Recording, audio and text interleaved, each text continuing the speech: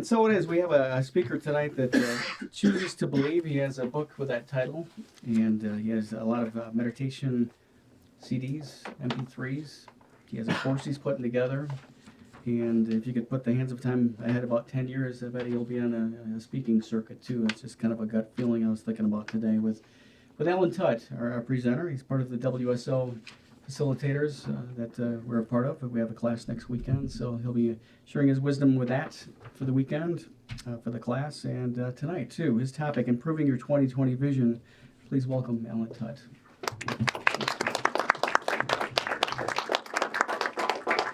Thank you, Mike. Thank you. And thank you all for being here. Pleased to see so many people here and also some new people as well, or at least people I don't remember seeing. That sounds a little loud to me, so No. make sure I don't get any feedback. I can turn it back up again. Okay. Okay. I'm here to serve you, so that's my focus tonight, and that's my focus in most everything that I do. So I will go with whatever you want. If you have any questions, please feel free to ask as we go through. So the topic of tonight's workshop, as the title says, Improving Your 2020 Vision. And given the location that we're at, I hope that not too many of you are disappointed that we're not talking about improving your physical eyesight, because that's not exactly my area of expertise.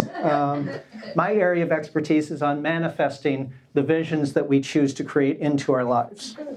And so that is what my focus is on tonight. How can we manifest something better into our lives this year, in the year of 2020? Of course, I am taking a little bit of creative license with the 2020 related to vision. And as I was preparing for tonight, I'm looking at the title and I'm thinking, okay, Improving Your 2020 Vision. If someone were looking at that from a physical eyesight perspective, 2020 vision is supposed to be perfect vision. How do you improve upon perfection? And then once that question came to mind, it's like, that is the perfect question for tonight's workshop. How can you possibly improve upon perfection? And I'm going to leave that question with you for now, and we'll get to that later on in the workshop. But I want you to keep that in the back of your mind as we go along. So, 3 disclaimers before we really get started. I want to make sure that everyone kind of understands what my focus is going to be for tonight's workshop and where I intend to take it. First of all, the topics that we're going to be talking about tonight are very closely related to a lot of other topics. And if we get off onto too many tangents, and I know I have a tendency to do that, I'm going to try my best to keep on topic. But if we get off onto too many tangents, it's very possible for us to get onto a pathway that can go down the rabbit hole and get us lost in the woods, because there are some topics that we can talk about for days and not really come up with any confirmed result with that. So I am going to do my very best to keep on topic. Again, I welcome any and all questions. Please, if anything is unclear, if you have a question that comes up, ask me. If I feel like it's on one of those tangents that can get us lost, my answer might be, that's a great question for another time. So please ask questions, but I am going to try to keep us on target tonight. I've only got 45 minutes to screw with your brains. So I want to get as much in there as I possibly can. The second caveat in there is that, okay, now I'm lost track of something there, but again, I do want to encourage any and all questions, because I respond best to questions.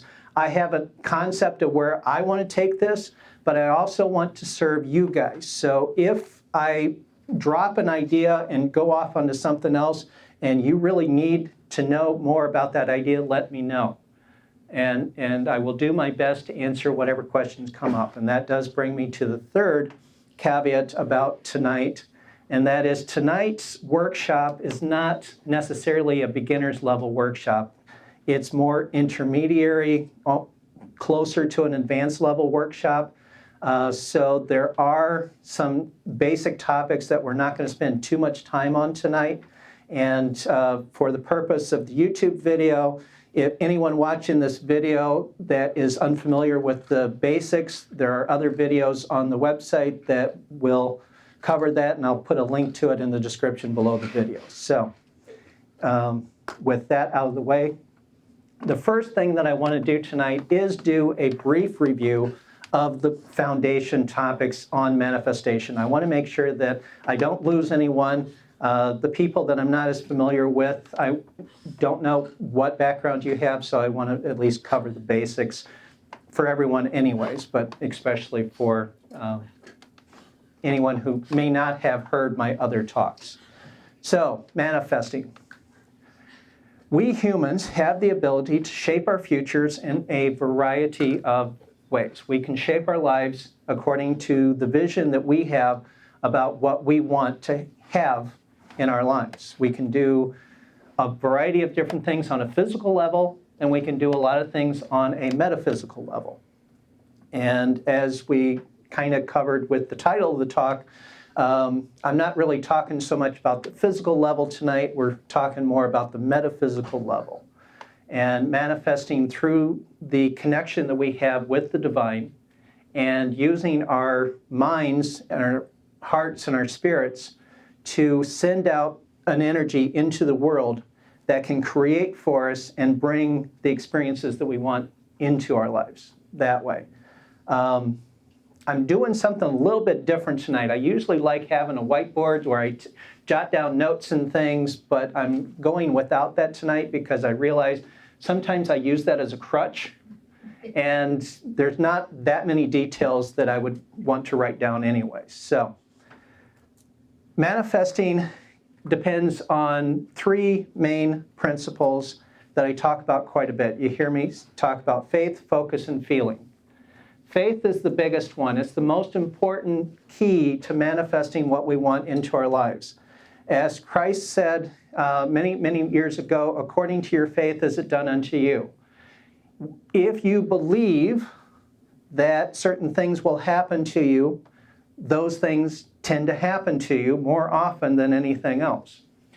As Christ put it, or at least as one of the quotes that I keep remembering, if you were to call out to a mountain and tell it to go throw itself into the sea, if you believed that it would happen and did not doubt, there's the two sides of the coin there. Believe that it happened, do not doubt.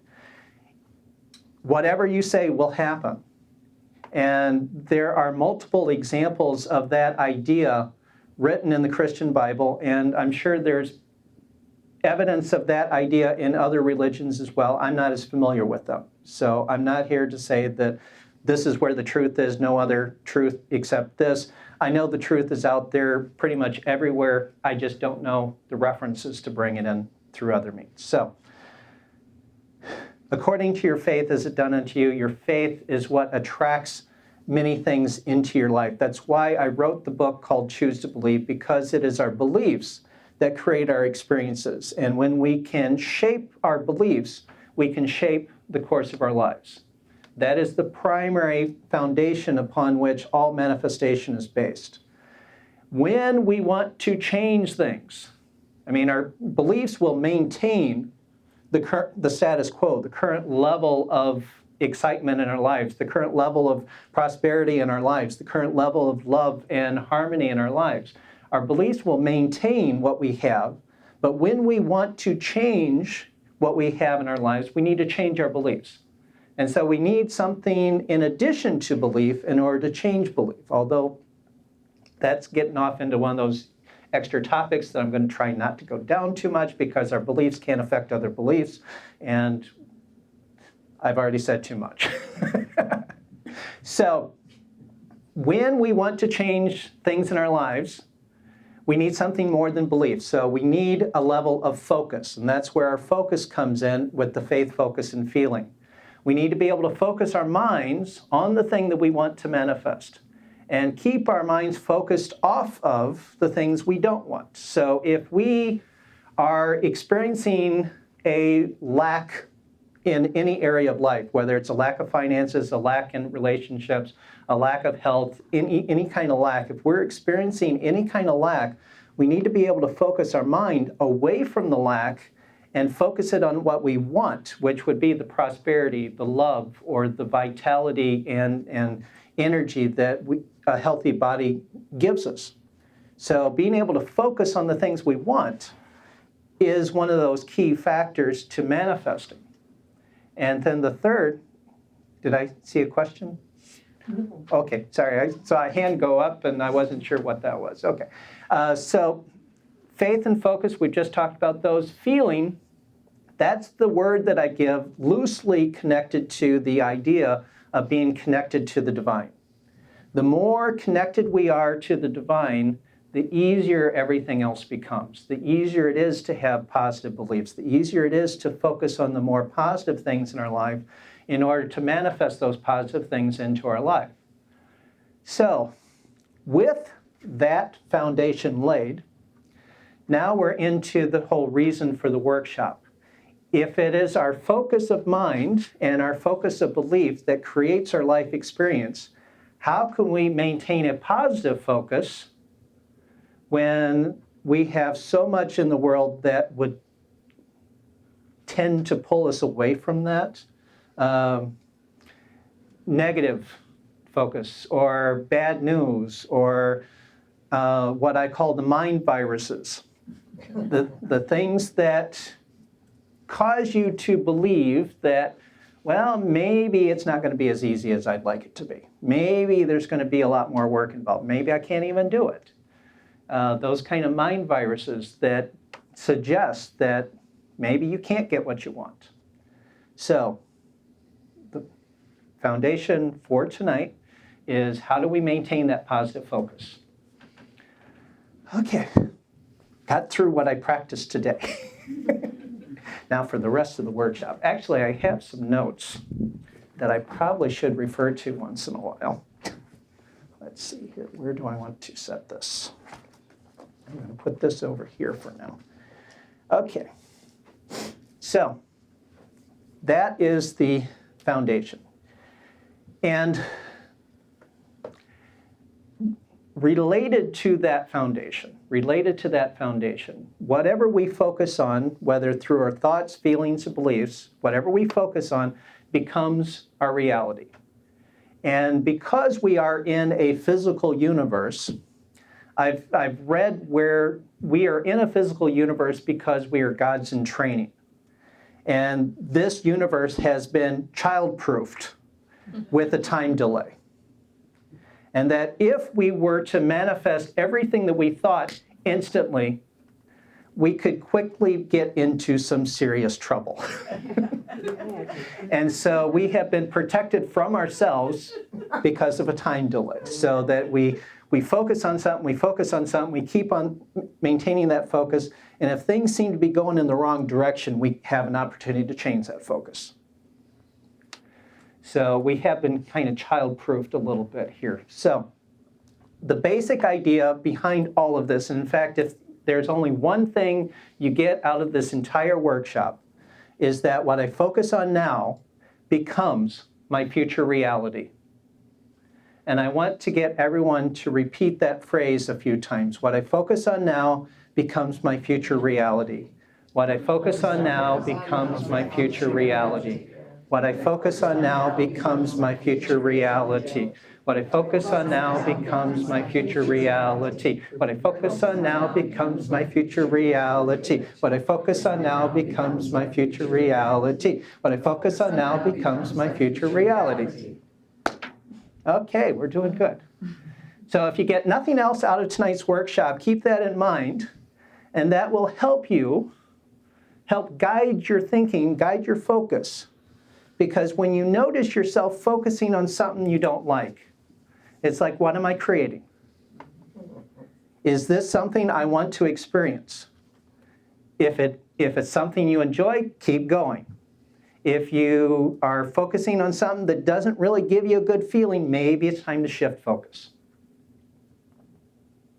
So that right there can kind of help guide you step by step as we go through. So, as we go through life, we interact with other people. We interact with the media. We get all sorts of information coming at us from all sorts of different directions. Some of it is very positive and uplifting, and some of it not so much. And so when we hear bad news, how do we deal with that? That's one of the primary questions that I want to make sure to answer tonight. How do we handle, or how do we deal with the bad news that we get? And there's a couple of examples that I want to refer back to. And I know I've told both of these stories before, but I'm going to tell them again because I think it's been a couple years.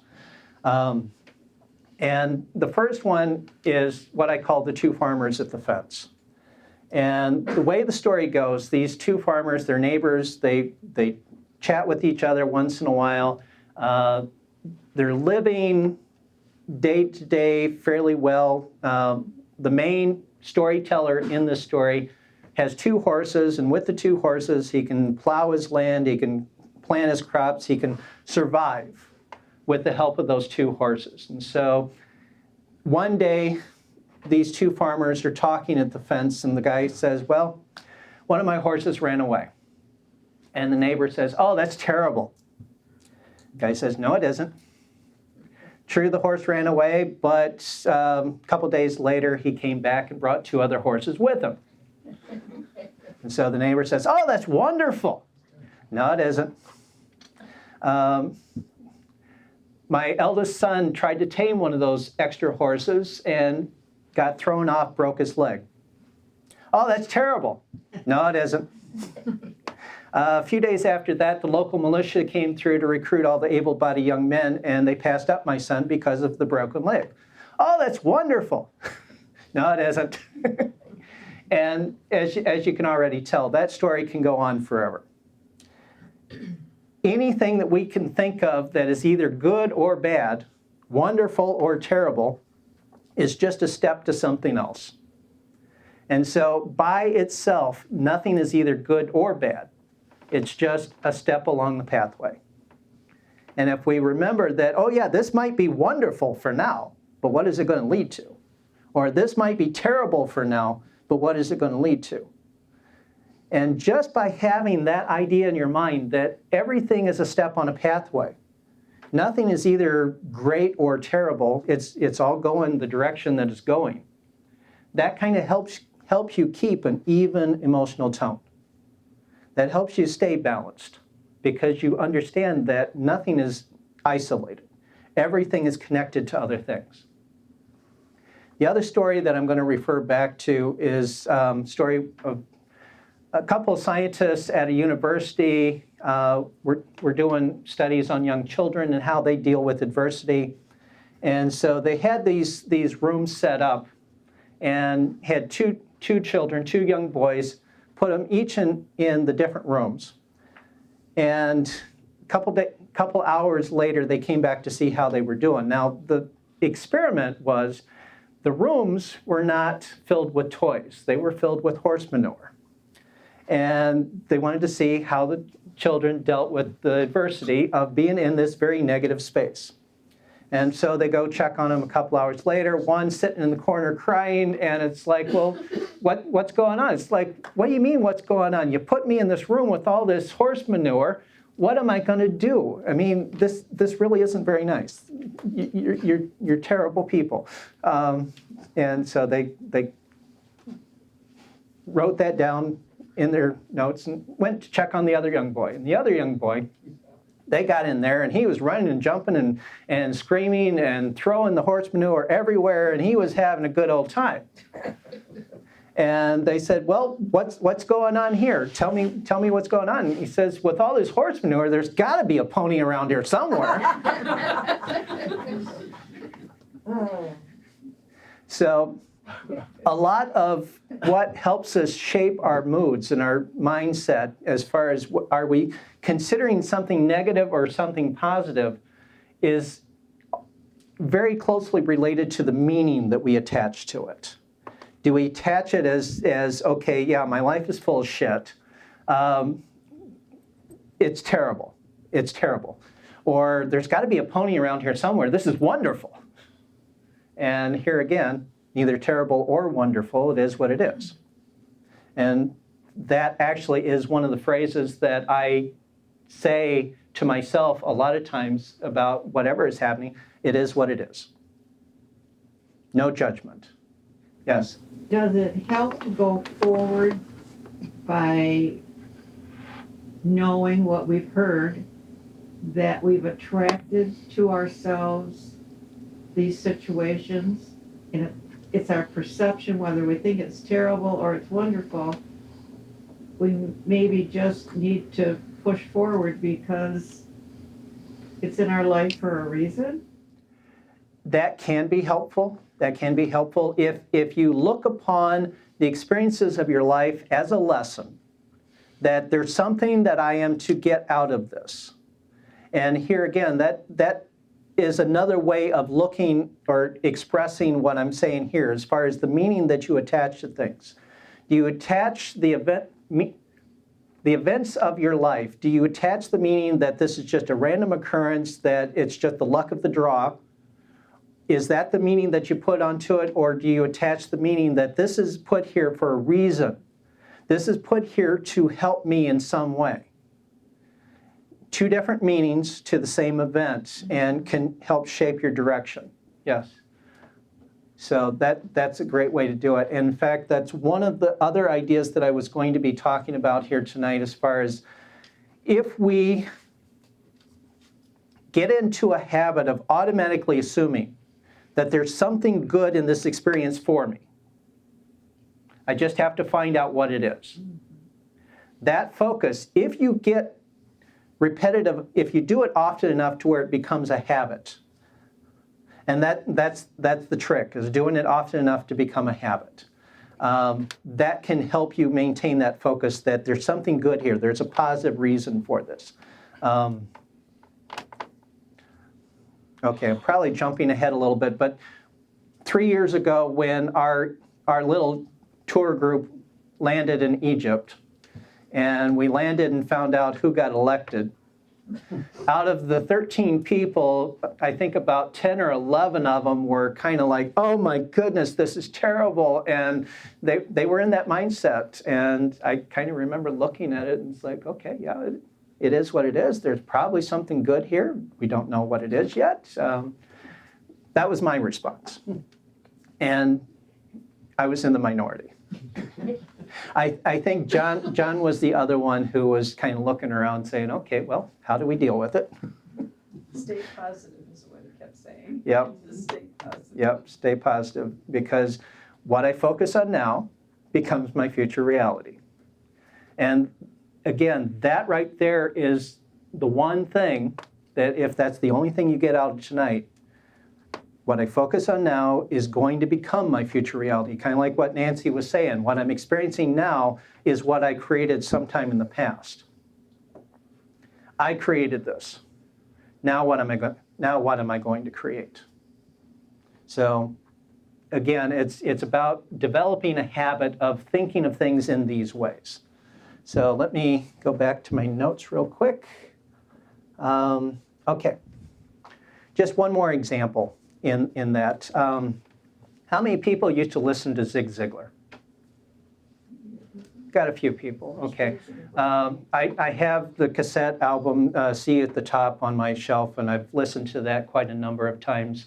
And there's a story in there that I absolutely love. And he's talking about how he and his business troupe were on this speaking tour, and they were doing a bunch of recording. And after the recording was done, they had a very short period of time to get to the airport to catch the flight to go back home. And so they've got all this equipment, all this luggage to bring. They get to the airport, they get up to the ticket counter to check in, and he gets up to the clerk, and the clerk says, "Your flight has been canceled." And of course, his response is, "Fantastic." And the ticket clerk says, I've just told you that your flight is canceled and the next flight isn't going to be going out for another 3 hours. And you say it's fantastic. Why are you saying that's fantastic? And of course, I can imagine that at that moment, Zig was trying to figure it out for himself. It's like that was his automatic response, and then he had to try to figure out. And he says, okay, there's only 3 reasons in the world that anybody would cancel a flight. Either there's something wrong with the airplane, or there's something wrong with the man that's going to fly that airplane, or there's something wrong with the weather that man's going to fly that airplane in. If any one of those conditions exist, I don't want to be up in the air. I want to be right down here. Fantastic. And I love that story because it reminds me that no matter what happens, if I can respond with, this is something good, there's something good here for me. I may not be able to see it right away, and it may take a little digging to figure it out, but it sets my mind in a positive direction. There's something good here. I just have to find it. So that pretty much covers most of the basics. Okay. One more little detail that I want to cover before we get into the exercise portion of tonight. And that's what I referred to earlier as the mind viruses. The ideas that sound logical, but lead you into limited thinking. One of the biggest mind virus is physical reality itself. We live, and this is kind of the way I imagine that people would phrase it. We live in a physical universe. Everything that happens can be explained as a chain of physical events. Nothing beyond the physical exists.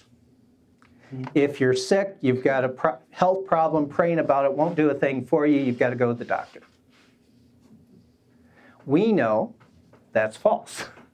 We know that prayer can heal. We know that prayer is more powerful than the physical world. We know that the metaphysical is above and in control of the physical. So the idea that everything is physical, if you want to accomplish anything, you have to do it through physical means, that's a mind virus. The idea of good and evil is what I consider a mind virus. And in fact, the way I interpret the book of Genesis, the concept of good and evil was the original sin. It wasn't so much the disobedience, it was playing with the idea that some things are good and some things are bad. Because the way I interpret it, God created the universe. And because God is outside of time, God created all of eternity. So the beginning of the universe, the end of the universe, and every moment in between. God created that, looked at the creation and said, it is good. And God, being the infinite thinker, was considering every tiny detail within that creation, not just every moment within that eternity, but every particle of matter. And not just every particle of matter, but each and every one of us, and the thoughts that we have, the actions that we do, the interactions that we have with each other. God looked at the whole of creation and said, it is good. And if God says it is good, who are we to say it's not good? And not just the whole thing, but each and every individual part. The idea that some things are bad is a mind virus, because if we entertain the idea that some things are bad, it opens us up to the possibility of experiencing things we consider bad. If we entertain the idea that, oh, I could lose something. Let's just keep it minor. Okay, I could lose something. Well, if I considered the idea of loss, whether it's my loss or someone else's loss, if I entertain the idea of loss, then what I'm thinking now becomes my future reality. If I think about loss here, I'm going to create loss in my life. If I think about sickness over here, whether in my own life or in someone else's life, if I think about sickness here, I'm opening myself up to experiencing sickness. The concepts, whatever we focus on becomes our future reality. So that's going to be kind of one of the ideas that we're going to get into in the exercise portion, because that's where we really need to spend our time. How do we deal with these things? Okay, let me back up a moment. Most of us who consider ourselves spiritual understand that we are all part of one great being. We are all part of the divine. Each and every one of us is a divine being, and we're not just separate individuals, we're part of a greater whole.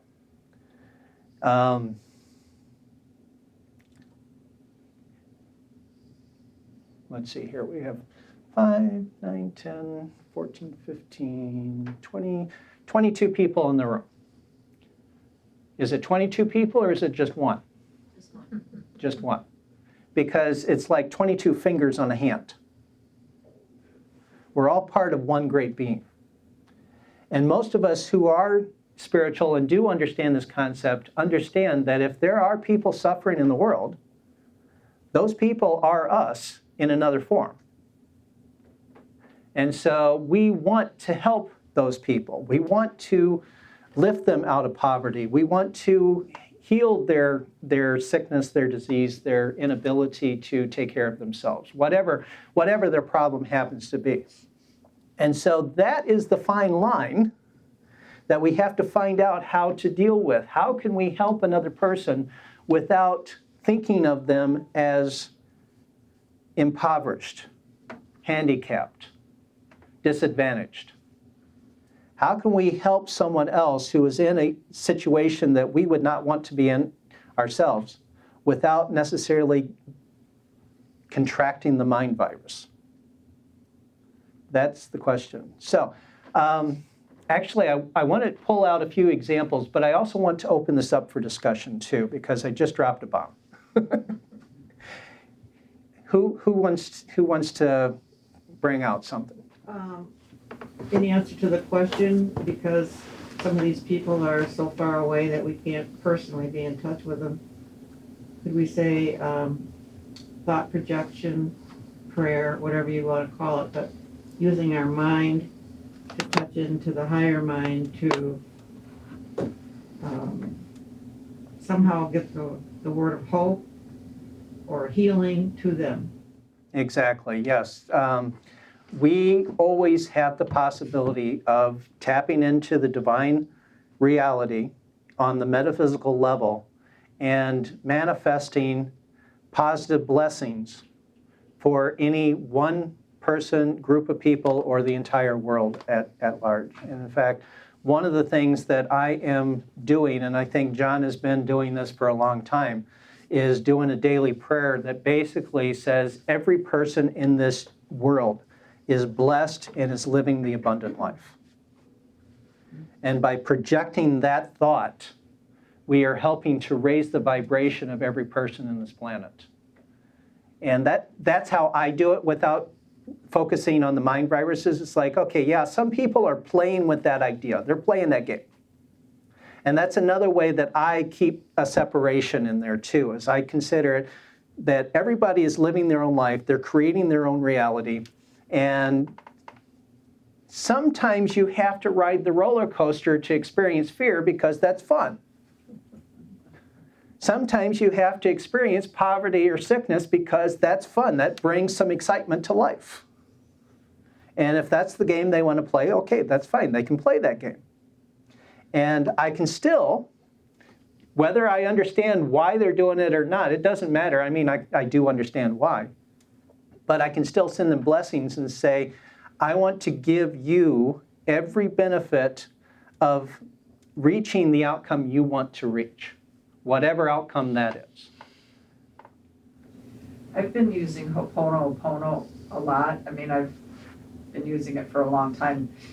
and more I become aware of my perception of something wrong with somebody, something going on with somebody, and applying that to my perception. Right. That's kind of the foundation of that system, right? That if somebody is experiencing something, please forgive me for I have envisioned you in that Yeah. situation. Right. Okay. And in a very real sense, I agree with that, because anything that we experience in life, we're experiencing it because we created that experience.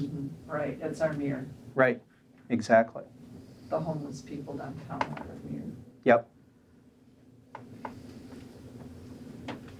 To sort of latch onto what you're saying, just, I'm finding the words here. He's To doing it to you. spread the idea that everybody awakens Yeah. would solve a lot of things. Exactly. Yep. I do that and Having them awake, spread the energy, awaken. One thing I want to tag on to what you're saying here, because it echoes what we're all talking about. And it gets into what I was saying earlier about what I focus on now becomes our future reality. By sending this thought projection or this prayer to another person or group of people, where is the focus supposed to be? On the problem that they have getting solved, or the final outcome with it already being solved? Final outcome already being solved. Exactly. So when we do our thought projection or our prayer, we focus on the idea of this person is whole and perfect, and they are a perfect representation of the divine in all aspects. And that's the focus that we send out. I do that every day, and the mind virus I get in sometimes is how? How is that gonna happen? You know, and that's what I have to let go of, because I can personally go down a rabbit hole with that one, because it starts to feel hopeless. Right. And so that's how it's my process as well as theirs. Right. And I've been there too. Actually, when I was going through school, I thought I was pretty good because I was in the top couple percentage. I mean, when I did my college entrance test, I was in like the 99th percentile, and I thought I was doing pretty good. And then I got into all these topics, and it had such a hard time trying to connect the dots, and how does this lead to that, and how does this manifest? And eventually I came to the realization that being smart was a handicap. That if I were of lower intelligence and were used to the idea of smarter people telling me what to do and just accepting it, it would have been a whole lot easier. That's right. So You I should listen to me sometimes. All right.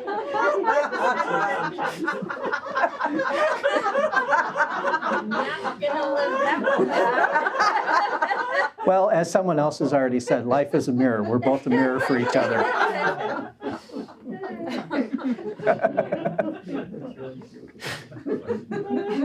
We have so much fun. Okay, so who has a situation that you're thinking about? And it doesn't even have to be a situation that's part of your personal life. You just want to know how would someone deal with the situation. And let's just bring it out, and then we'll have the whole group talk about different ways that that situation could be addressed. Who has an example they want to play with?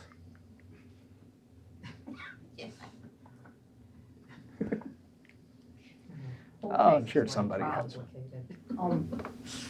Living in the Trump world. I know that's coming. That's enough.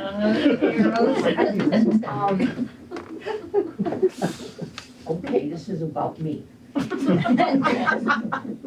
have to tell everyone I see the dangers that this man is bringing to our world. And it doesn't serve me well. So,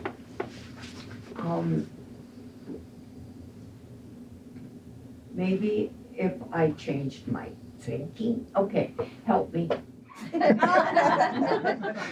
Okay, well, I know that whole topic is a common one for a lot of people, so that is not just you. It's a very common one, and I'll offer my suggestion, then we'll get the rest of the group involved. Okay. My suggestion is to first off, remember what I focus on now becomes my future reality. And okay, there's this thing happening in the government. Okay. Going back to the farmers and the horses, wonderful, terrible, wonderful, terrible, wonderful, terrible. It's like there are certain things happening that seem to be terrible, but what are they leading to? They might be leading to something wonderful. I don't know. I can't tell you that it is, but I would be open to that possibility. And then I would go back to what we were saying about praying for people. We can pray and send the divine energy, that divine blessing, to a person, the government, anybody involved, and basically deliver the thought form that these people are guided by the divine, they are doing the perfect right thing for the country, and that only good can come out of whatever happens. And kind of close it up in a black box so you don't really see what the details are. And just say, okay, there's this black box called the government. And whatever is happening inside, I don't want to see. That's a great description. But I am going to feed this black box divine loving energy and project into that black box perfect guidance, perfect outcomes. And one of two things will happen. Either the people inside that either the people inside that black box will change and shift themselves into being more divinely guided, or they'll leave and someone else will come in who will be divinely guided. No, I see all kinds of good things coming out of it, because, Not from him, but out not of. from him, but the fact that, I mean, I think people are gonna start really getting tired of lies, and whatever. And other politicians didn't act that way, so we couldn't, work on that, so. No, I see good coming out of it, but it's frustrating to go through. You know, that's exactly what John and I, that same Egyptian trip, drove home from Detroit together and discussed this topic. And basically, the outcome was the same, to pray for him. And I even spoke, haven't done it, I can bring it up in my mind's eye just as easily as putting a picture of him on my altar. But no, I can't physically do that, but I can see him in light. Right. And the way I see things is that is the absolute best thing that we can do, is to just surround the whole situation with light, love, and divine blessing. It's about waking everybody up. I think it's about bringing everything that's in the submersed in, that we don't want to look at, out, and waking us up. And a democracy takes all of us to make it work. And I think it's waking people up, bringing people into the, being more active and more informed, and, Trump's only one of the, we've got a whole slew of them right now. Okay, so we're not the only country suffering through this. exactly. Okay, the situation is like you basically said, if you what you want, reject what you want. See it, them being let out, and that's it. And you want coming in that actually means well for the people. Right. Every country, not just Yep. here. Right. And the part of him, them, that is us, that is in us, we get a chance to look at it and say, ooh. Yeah. And change our direction. Yeah. What is it about me that brought this into my experience? Mhm. Which is getting into what Nancy was saying. Trump is a child of God. He's got the same spark of God in him that we have in ourselves. And I think that's what we find difficult, because his behavior, the way he treats people, it's so against what we would do, or what I think a child of God would represent. Right. There's a struggle there, but nevertheless. And you just touched on an idea that I hadn't really thought of for tonight, but does fit in perfectly as well, because our human concept of what perfection would be isn't what the divine God's perception of what perfection would be. I mean, if God created everything, including the current situation, and said all is good, and this is perfect, then it's perfect for a reason, and it's a reason that we may not be able to see. Right. It's like, It sort of strikes me, I'm sorry. No, I'll get to you next. I see you. I mean, you know how much I bitch and piss and moan and fuss and piss. So, This is the first time I've ever heard her say, someone needs to get a gun and shoot. It's like, this loving creature is, wow. Look out.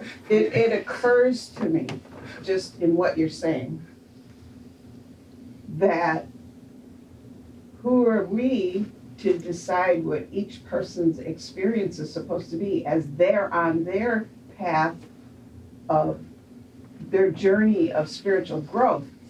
The people that are suffering because of him, that's their path of spiritual growth. And maybe, this just is wrecking my gut to say this out loud. Maybe this is part of what they need to experience so they can progress in their journey. And even though it makes me sad and sick to my stomach and angry,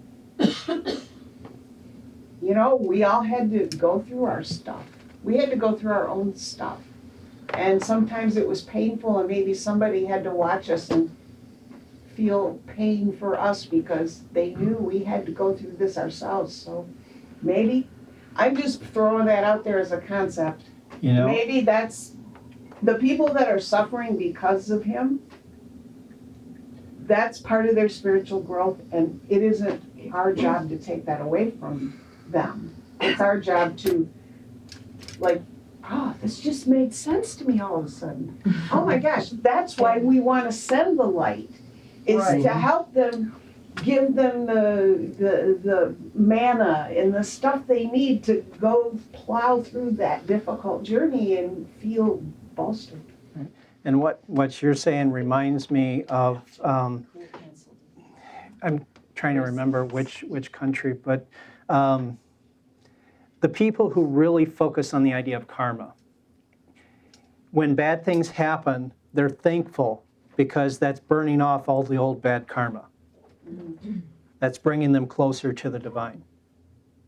And Betty had something. Well, we all have receptors for light, according to how much work we have done on ourselves.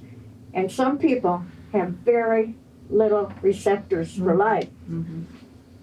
Like zip, like a pinpoint maybe. So you can send all that light, but it's not going to open and go into that person. That's what I'm saying. Excuse me, but I None found of this us on are my hopeless, printer kid. None of us are when Trump was hopeless. first elected, and I So think it'd be what a do you wonderful thing to read to suggest people. to help them And open just their? ignore that, I'll tell you about that. Sure. Like Almighty is where you got to go. That person's got to be receptive to that, and we're not going to do it to that person, I don't think. You'd send I them never back? thought about it that way. And what Betty was saying, I totally agree with, that different people have different degrees of receptivity to the divine influence. And the best we can do is send what we can, and they will receive whatever they can receive. And if they're not able to receive it in the current time, they will receive it at some point in the future. So all the blessings that we send to people, they will eventually get, maybe not right now. So, Can I say something else? Yes. I think by doing good, you can do, good acts or things that you do that are kindness that you do is just as good as putting in your mind, oh, I'm going to send love and light to this person. Because you're Exactly. changing the energy that's up there, and that's what we've got to do is change the energy. Right. Just read that out. It's so Maggie just gave me something that she says is very closely related to what we're talking about here. It's a printout. It says, from the Great Council of the Grandmothers, the time you are living in is called the age of destruction. wait a minute now. This came out just after he was elected. Okay. Yeah. Okay. It is the lowest point. At this time, evil rises to the surface to be destroyed. And here again, we're going to talk about good versus evil and the mind virus. But the dark age takes place just before the arrival of the incoming golden age. So today you're watching out of balance yang energy, creating destruction all over your planet. This is the Kali Yuga. This is what is happening on Earth now. And because it is, you must learn to cope with this energy. You cannot reason with it because it is entirely destructive. Instead, you must hold steady within yourself and observe its wild behavior from a position of power. If you do this, it will not be able to feed on you. Your steadiness will help contain its rapturous energy. Rapacious, okay, wasn't sure how to pronounce that. And it will not be able to do as much damage as it would otherwise. So there is more, but I want to just comment here that in terms of applying meaning to different things, just as a quick example, it's on nowhere near the same level. But earlier today, as I was trying to rehearse in my mind, how am I going to do my introduction for this workshop? I was going through a process and I came across a possible question that I needed to answer for myself. And so I sat down on the couch to go within and to meditate and find my answer. And Linda was in the middle of doing some cleaning, and right about that time, she pulls out the vacuum. And it's like, okay, the topic of tonight is finding the good in everything. What's good about this? And as normal for me, whenever I have a situation like that, it's like, okay, this is resistance training. I'm learning how to meditate even in the presence of a vacuum noise. So that's kind of what I was getting from this, that there are some tough times here that will give us the opportunity to strengthen ourselves and our focus on the positive so that we can become a greater force for good in the world. So, yeah, that's very good. Oh, Just throw it back. here, if you can pass that back. Okay, someone else had, okay. Well, I just thought about the listening to the radio on the way here, and it was about young millennials that they're so sick of everything, they're not even gonna vote. And these are only 17-year-old kids. And I was thinking in terms of being light workers. Right. They're about to, they're getting ready to. I know it's 18. Anyway, I just thought there is, for us, the light workers, to be the model. And the one girl said, well, you could offer us a cookie or something just to get us out. We came here tonight to this interview because somebody offered us a pizza. And I thought, oh my God. But you know, it's kind of like they're looking to us.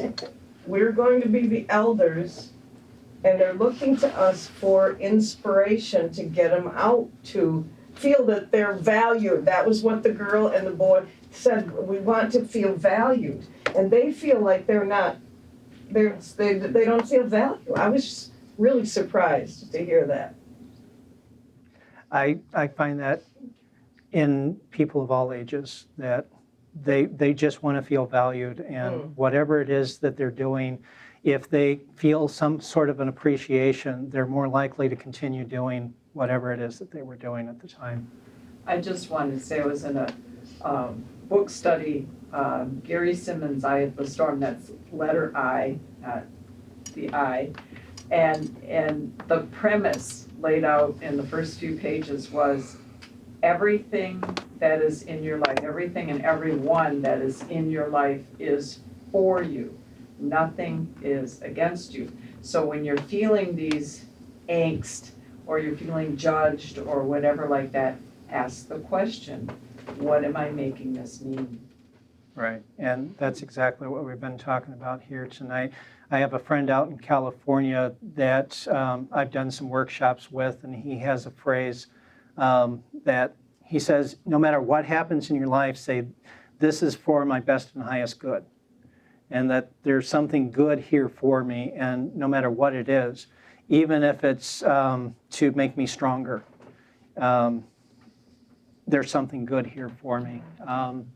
And I see that it's 7:15 at this point. We've gone way past our time. I would absolutely love to keep going with this for another couple of hours, but I want to be respectful for everyone's time. So we're going to go ahead and call this quits. Essentially, the way that I want to end tonight is on 2 notes. First of all, where we started. What I focus on now becomes my future reality. As long as you keep that in mind and continually check in with yourself, what am I focusing on? Is this something that I want to create for myself? Do it as often as you can until it becomes a habit. And you will have to remind yourself over and over and over again until it does become a habit. And if you keep that focus, it will help you decide what to focus on, what not to focus on. And the flip side of that is what we've been talking about here. Assume at the start that there's something good in everything, and that you may or may not be able to see it right away, and you may or may not ever really see it. But just start with that assumption, and more often than not, it will be true. And beyond that, continually to check in and pray. Go through the process that I've been talking about. Relax as deeply as you can. Make a strong connection with the divine.